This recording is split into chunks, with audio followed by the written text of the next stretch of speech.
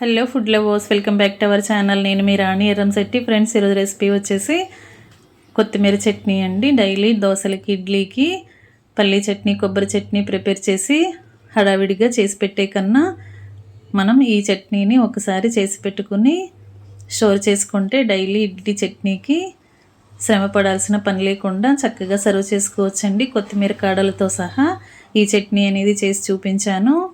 టేస్టే కాదండి, హెల్త్కి కూడా చాలా చాలా మంచిదైన ఈ రెసిపీని ఖచ్చితంగా చూడండి. ఛానల్కి వెళ్ళి చూసినట్లయితే రెసిపీ అనేది క్లియర్గా అర్థమవుతుంది. అలాగే రిలేటెడ్ వీడియోలో ఈ రెసిపీకి సంబంధించిన లింక్ అనేది ఉంటుంది, ఓపెన్ చేసి చూడండి. మీ అందరికీ ఇంగ్రీడియంట్స్ కానీ ప్రాసెస్ కానీ క్లియర్గా అర్థమవటమే కాకుండా ఈ ప్రాసెస్ కూడా మీకు బాగా నచ్చుతుందండి.